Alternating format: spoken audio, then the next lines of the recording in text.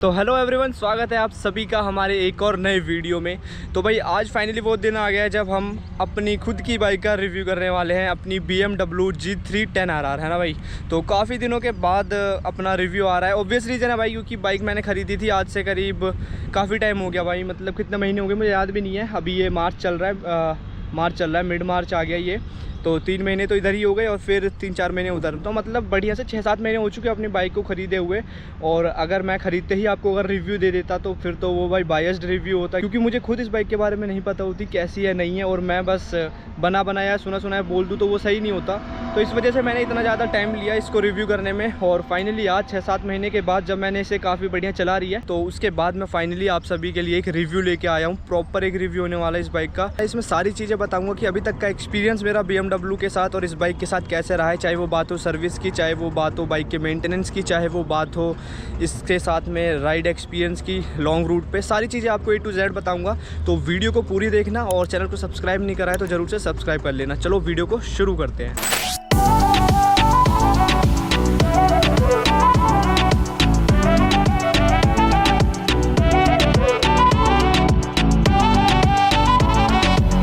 तो सबसे पहले मैं आपको बता देता हूँ भाई, ये अभी तक मैंने 7000 किलोमीटर चला लिया बाइक, ठीक है। तो 7000 किलोमीटर चलाने के बाद ही ये सारी बातें जो है मैं आपको बता रहा हूँ। तो बेसिकली आप अगर बाइक लेने की सोच रहे हैं ना, BMW G3 10RR, मतलब भाई आप एक नॉर्मल बाइक से, जैसे मैं पहले चलाता था, नॉर्मल बाइक चलाता था छोटी सीसी की, 100-150 सीसी, 100-150 सीसी भी नहीं होती मेरी समझ से, वो स्प्लेंडर वगैरह जो होती हैं, उस बाइक से अगर आप कुछ हैवी बाइक पे जाना चाहते हो ना, तो एक तरह से समझ सकते हो कि आप ये स्टार्टर बाइक ले रहे हो। ये एक स्पोर्ट्स बाइक है, तो मतलब अगर आपका ड्रीम है कि सुपर बाइक लेना, तो उससे पहले आपको ये लेनी ज़रूरी है, क्योंकि भाई एक एक्सपीरियंस होना ज़रूरी है कि भाई थोड़ी जो ज़्यादा सीसी की बाइक होती है उसे कैसे संभाला जाता है। तो उसके लिए ये भाई बिगनर्स के लिए बढ़िया है बेसिकली बोलूँ तो, क्योंकि मैंने खुद शिफ्ट जब हुआ इस पे आया, अपनी स्प्लेंडर प्रो, पैशन प्रो, इन सब से जब इस पे आया, तो मतलब ट्रांसफॉर्मेशन बढ़िया था मेरा, बिल्कुल एक स्मूथ रहा। ज़्यादा मतलब शुरू में थोड़ा होता था कि भाई थ्रोटल दिया वो भग गई, तो वो सारी चीज़ें सीखने के लिए भाई ये बाइक बढ़िया है। तो इससे पहले कि मैं चलूँ बाइक दिखाऊँ आपको एक बार, उससे पहले मैं बता देता हूँ कि भाई ये बाइक मैंने ली क्यों। एक्चुअली में ये बाइक मैंने ना ऐसी, मतलब रोड पे चलते हुए आप कभी ऐसा होता है ना, कुछ गाड़ी या कुछ बाइक देख लेते हो तो बहुत पसंद आ जाती है,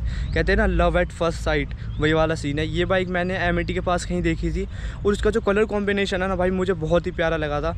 तो सबसे पहले ये वजह है कि मैंने ये बाइक ली, ठीक है। वजह बता दी, अब आपको चीज़ दिखाते हैं भाई क्या चीज़ है ये, ठीक है। तो ये खड़ी भाई अपनी BMW G3 10RR, देख लो भाई बढ़िया से एकदम। मतलब ये जो अभी देख रहे हो कंडीशन, ये थोड़ी मैंने साफ़ कर दी थी, घर में साफ़ करी है, तो इस वजह से थोड़ी गंदी लग रही है। बाकी भाई बहुत बढ़िया है। बहुत लोग कहते हैं सबसे पहले कि ये कलर जो है ना येलो पड़ जाता है, लेकिन मुझे ज़्यादा खास लग नहीं रहा है कि येलो कुछ पड़ा हो। बाकी मैं बता दूँ आपको, इस पर मैंने कुछ भी ना तो लैमिनेशन करवाई है, ना ही PPF वगैरह कुछ भी नहीं करवाई, वैसी की वैसी बाइक है अभी तक, ठीक है भाई। मैं बता दूँ आपको, सबसे पहले एक बार थोड़ा छोटा सा एक्सीडेंट हुआ था जिसमें कि ये लाइट टूट गई थी, तो ये इंश्योरेंस क्लेम में सही होगी, ठीक है लाइट। बाकी भाई कुछ काम मैंने बाहर से करवाए थे, जैसे कि आप सभी ने व्लॉग अगर पहले से देखते हुए आए हैं तो आपको पता होगा, जैसे कि ये हो गए भाई, ये मैंने बाद में बाहर जाके करोल बाग से लगवाया था, क्योंकि BMW वाले जो देते हैं ना वो बहुत महंगा देते हैं भाई, 10,000 का दे देते। मैंने आधे से भी कम रेट में करोल बाग से लगवा लिए। बाकी आप ये देख रहे हैं, ये भाई क्लच और आपके ब्रेक को प्रोटेक्ट करते हैं, ये लगवाए थे मैंने बाहर से। और क्या लगवाए थे मुझे याद भी नहीं आ रहा, बाकी इतनी करवाया था, ज़्यादा कुछ मैंने बाहर से करवाया नहीं है बाइक में। ये 2 ही दिख रहा है मेरे को अभी, और तो कुछ करवाया नहीं है, ठीक है भाई। ये बाइक है अपनी, कंडीशन बिल्कुल बढ़िया है, टायर्स वगैरह की कंडीशन देख सकते हो भाई, 7000 चलने के बाद ठीक ठाक है अभी तक।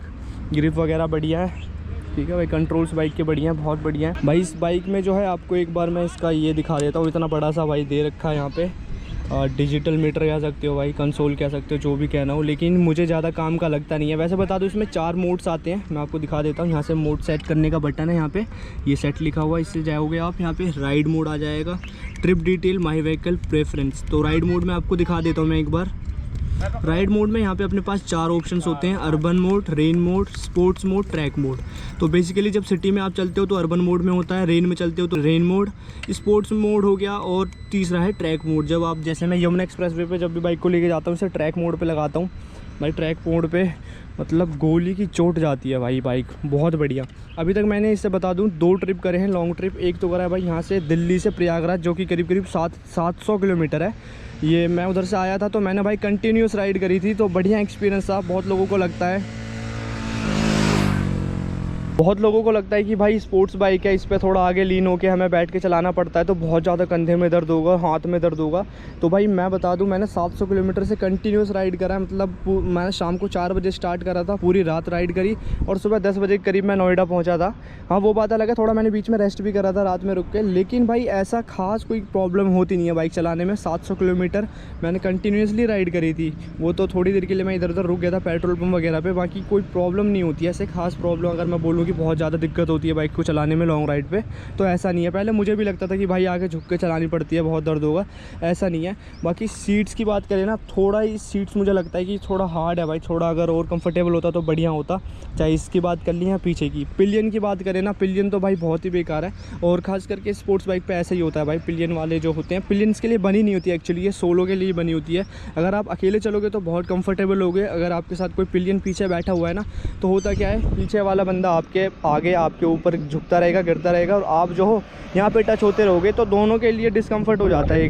तो इसीलिए भाई जब आप सोलो जाओगे ना तो बढ़िया रहेगा। बाकी पिलियंस के लिए थोड़ा सा ये मुश्किल हो जाता है भाई। बाकी आपको बता दूं, मैं ये बाइक जो है मैंने लिया भाई दिल्ली से, और अपने दिल्ली NCR में ना भाई कोई शोरूम इसका है ही नहीं, दिल्ली में ही है जो 2 हैं, और मैंने लिया था भाई दिल्ली से। ठीक है, दिल्ली ही जाना पड़ेगा भाई। वो कह रहे थे कि देहरादून से भी लोग आते हैं तो वो दिल्ली ही आके लेते हैं, देहरादून वगैरह में भी नहीं है, मतलब उत्तराखंड में पता नहीं है या नहीं है, लेकिन जो शोरूम वाले मुझे बता रहे थे कि देहरादून से भी लोग हमारे पास ही आते हैं दिल्ली में, जहाँ से ये मैंने बाइक खरीदी थी। अपने को भाई ये बाइक पड़ी थी टोटल 4 लाख की ऑन रोड, और 4 लाख भाई वर्थ है। जब आप इस बाइक को चलाओगे ना रोड पर ले जाके, चाहे वो रोड प्रेजेंस की बात करें या फिर बात करें राइड एक्सपीरियंस की, भाई बहुत ही ज़बरदस्त है, चलाने में बहुत ही मज़ा आता है।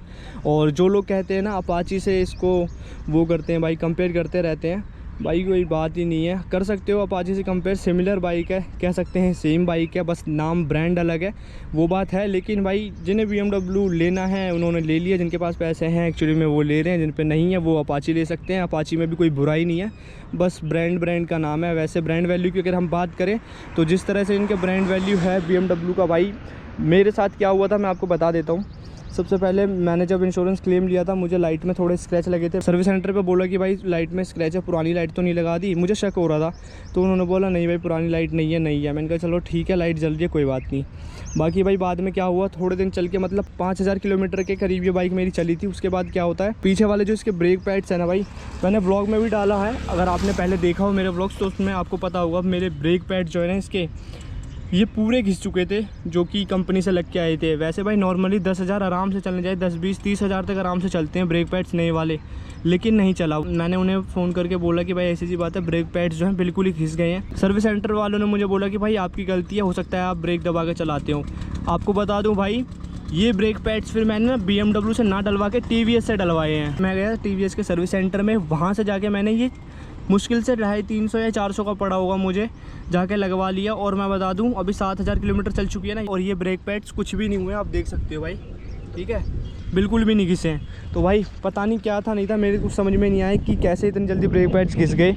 अगर मेरी चलाने की वजह से अगर वो घिसे होते ना तो ये 3-4 हज़ार किलोमीटर चल गया, और ये तो 400 रुपये के थे, ये भी घिस जाने चाहिए थे, लेकिन नहीं घिसे। इसका मतलब मैं चला सही रहा था, उसी में कुछ प्रॉब्लम था। या तो फिर एक चीज़ हो सकती है कि जब मेरी बाइक इंश्योरेंस क्लेम होने के लिए गई थी तब उस समय उन्होंने वो ब्रेक पैड चेंज कर दी हो, क्योंकि भाई मैंने आपको वीडियो दिखाई थी, पूरे घिस चुके थे भाई वो ब्रेक पैड्स। ठीक है, तो मुझे सर्विस ज़्यादा बढ़िया नहीं लगी इनकी। हो सकता है भाई दूसरे सर्विस सेंटर पे बढ़िया हो, बढ़िया सर्विस देते हो, लेकिन जो ओखला वाला है ना, ओखले वाले जो सर्विस सेंटर है भाई बिल्कुल भी बढ़िया नहीं लगा मेरे को। ठीक है, तो भाई ब्रांड वैल्यू वाली बात थी, तो मैंने आपको बता दिया कि भाई BMW में भी ऐसा होता है। ठीक है, बाकी भाई बाइक में एज सच अभी तक कोई प्रॉब्लम नहीं आई है मेरे को। और एक चीज़ और दिखा देता हूँ भाई, अब ये देखो यहाँ पे कैसा होता है, यहाँ पे भाई आपको ऐसा बैज मिलता है, ये कलर वाला जो है, ठीक है। लेकिन इस तरफ का आप पूछोगे कहाँ गया, तो मैं बताता हूँ भाई। अभी मैं प्रयागराज जा रहा था, 700 किलोमीटर मुझे चलना था, ठीक है। निकलने से पहले मैं बाइक साफ़ कर रहा था, उस समय जब कपड़ा मारा था ना, वो निकल के मेरे हाथ में आ गया इसका बैज। अब सोचो भाई, अगर मैं बाइक को लेकर चला जाता और कहीं रास्ते में वो गिर जाता तो भाई मिलता नहीं, और फिर वो महंगा खर्चा बताते कि भाई ये इतने हज़ार का है, और मोटा खर्चा फिर वो लिख के दे देते कि लगा लो भाई इतना महंगा है। भाई वो तो बच गया। अब मुझे ये नहीं पता कि भाई वो निकला कैसे, हो सकता है किसी ने हाथ वाथ मारा हो, किसी ने निकालने की कोशिश करा हो कहीं पे, इस वजह से निकला, या फिर कैसे निकला वो मैं नहीं कह सकता। लेकिन ये है कि बचा हुआ है, मेरे पास रखा हुआ है, तो अभी इसकी जो 10,000 रुपये सर्विस होगी, सेकंड सर्विस, तो जाके लगवा लेंगे। ठीक है भाई, बाकी अपने टाइम पे इसका चेन क्लीन करते रहते हैं। अभी फ़िलहाल तो काफ़ी टाइम हो गया नहीं करा है, 1-2 हज़ार किलोमीटर आराम से चल गया, उसके बाद नहीं करा, अभी कर लेंगे। भाई अगर आप सब सोच रहे होंगे भाई BMW की बाइक है, बहुत ज़्यादा मेंटेनेंस लगता है, बहुत ज़्यादा खर्चा लगता है, तो सही बात है भाई, खर्चा तो लगता है। जो पहली सर्विस थी मेरी समझ से वो 5 या 6 हज़ार की पड़ी थी मेरे को। बाकी कुछ ब्रांड्स तो भाई पहली सर्विस फ्री में करके देती है, लेकिन इसकी भाई 5 या 6 हज़ार के करीब समथिंग पड़ी थी मेरे को ये पहली सर्विस। और दूसरी सर्विस करवाने के लिए जाएंगे उसमें भी 4-5 हज़ार तो वो ईज़िली ले ही लेंगे। तो हाँ भाई थोड़ा खर्चा तो है इसका, लेकिन वही बात है ना, जब भाई BMW ली है, शौक़ बड़े हैं तो खर्चे भी बड़े होंगे भाई, वो वाली बात आती है।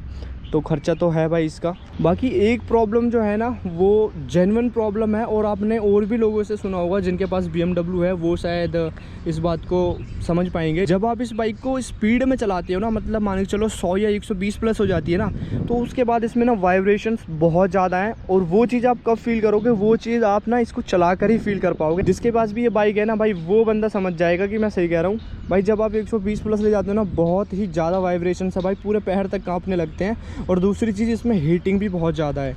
जैसे अब गर्मियाँ आनी शुरू हो गई है, तो गर्मी में जब आप बाइक को चलाओगे ना भाई, बहुत ज़्यादा दिक्कत होगी आपको भाई। मतलब मान के चलो, जब आप यहाँ पे बैठ के बाइक चलाते हो ना, यहाँ से इसका इंजन यहाँ पे है, ठीक है, यहाँ से यहाँ तक आपके थाइस तक ऊपर ऊपर ऊपर ऊपर आते रहेगा भाई, इतनी ज़्यादा गर्म हो जाती है बाइक। कई बार तो 100 प्लस चला जाता है कूलेंट का टेम्परेचर, और कूलेंट का टेम्परेचर जो है ना आपको वहाँ पे क्लस्टर में शो कर रहा होता है, तो उसकी दिक्कत नहीं है। लेकिन भाई हीटिंग बहुत ज़्यादा हो जाती है, ये मैंने खुद गौर करा है। जब गर्मी में जैसे ट्रैफिक वगैरह में अगर गलती से फंस गए ना गर्मी के टाइम में, भाई बहुत हालत ख़राब होती है। और दूसरी बात, इसका जो ये क्लस्टर है भाई, डिजिटल मीटर जो है इतना बड़ा सा दिया हुआ भाई, लेकिन इसमें भाई मुझे किसी काम का नहीं लगता ये, क्योंकि जो बेसिक नीड होती है नेविगेशन वो ही नहीं है, और ना ही इसमें कोई अपडेट का चक्कर है भाई। इससे कम बजट में आपकी हार्ले डेविडसन वगैरह आ जाती है, X400 जो है हार्ले डेविडसन की भाई, उसमें इतने बढ़िया बढ़िया फीचर्स आ रहे हैं भाई, नेविगेशंस वगैरह आ रहे हैं। और अपाची हो गई अपनी, उसमें भी शायद नेविगेशन आती है, लेकिन भाई इसमें वो चीज़ मिसिंग है, और मेरे समझ से वो चीज़ भाई देनी चाहिए थी। बेसिक नीड्स होती है भाई, आप अगर बाइक चला रहे हो रास्ता तो देखोगे ना कि कहाँ जाना नहीं जाना है, उसके लिए भाई बहुत दिक्कत होती है। मेरे को सबसे बड़ी दिक्कत लगती है नेविगेशन की बाइक पर, ठीक है।